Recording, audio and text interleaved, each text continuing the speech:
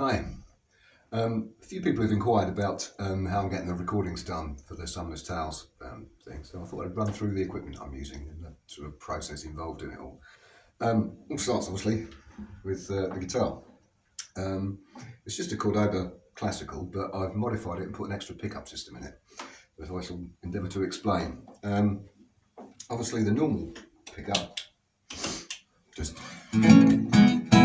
amplifies the acoustic sound, and you've got all six strings picked up, so it sounds like a classical guitar.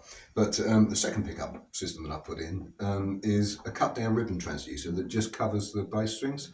So if I just switch off the normal output, and so you can hear the second pickup on its own.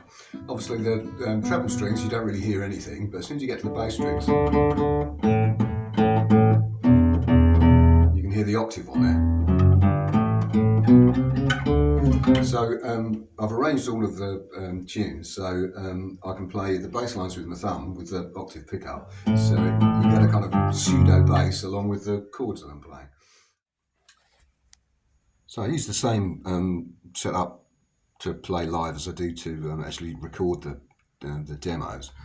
The normal classical guitar pickup goes through this pedal board here, which is obviously a tuner, a little compressor, a boost pedal, and an IR loader, that NUX Optimal Air there, and that's DI'd straight into my sound card or the PA, depending on whether it's live or whether I'm recording. As for the other pickup, the bass pickup, that runs into a kill switch there and TC Electronic sub and up, and it's set so it's just the octave down that's sounding, but I can mute it should I require. So, with the guitar plugged into the Optimal Air and the sub and up pickup system, when I actually record, I've got a little Bluetooth transmitter that I've plugged into the output the monitor sends. So rather than to wear a pair of headphones, I actually connect directly to my hearing aids via a Bluetooth transmitter, and literally just record 3 tracks on the on my Pro Tools. So you've got the 2 DI tracks, the bass track effectively, and the guitar track, and I've just got a AKG C3000 mic that I stick up, and that's it. So pretty simple recording process, but it's kind of done backwards, which I shall explain in a moment. So I've opened up the recording I did of my arrangement of Message in a Bottle. Don't laugh, but what I do initially before I actually do the take is set up a click track that plays obviously into my hearing aids with prompts on it, so I know where I'm going, kind of thing, just in case I forget the arrangement and that kind of stuff. So if I just play a little bit of that first of all, so you know what that sounds like. 1, 2, 1, 2, 3, 4.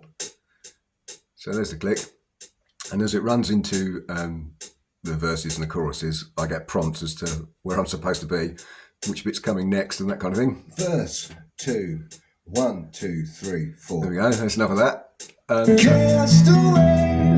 So what I actually get then is when I do the recording, I record obviously the classical guitar input from the Optima Air track, the output from the TC Electronic octave pedal. So you basically get this.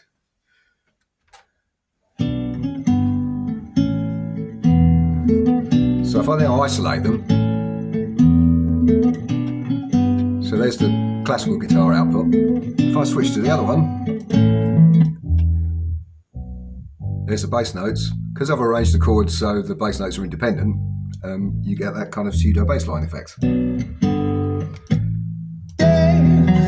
Now, obviously, because I'm doing them live and playing the guitar and doing the vocal at the same time, when it comes to the vocal track from the C3000, you do get a lot of bleed.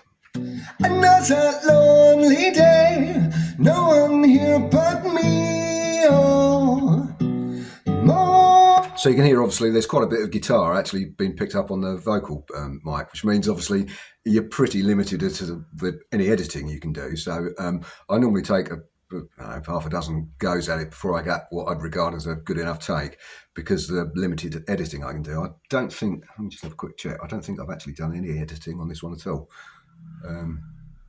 No, there's no edits on this one at all. So this one's actually pretty live. So what I initially end up with is the 3 tracks. Loneliness than any man could bear, set against a click track. And then what I do, this is what I meant when I said I'd kind of do it backwards. So I get the vocal and guitar down against the click, and then record a cajon and a shaker part against the click track again. So if I just isolate the cajon, my cajon has got a little gooseneck microphone and preamp in it. So again, it's just plugged straight into the sound card. So again, very simple process. So there's the cajon on its own.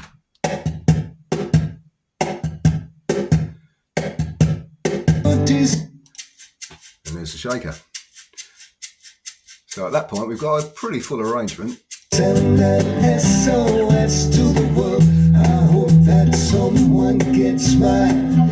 I hope that someone. Then finally, I'll add the harmony vocal, overdub a harmony part, and also the steel string part for the other guitar. Both recorded just again with the same C3000 mic. So there we go. Hope that was reasonably insightful, and I look forward to seeing you at our next gig.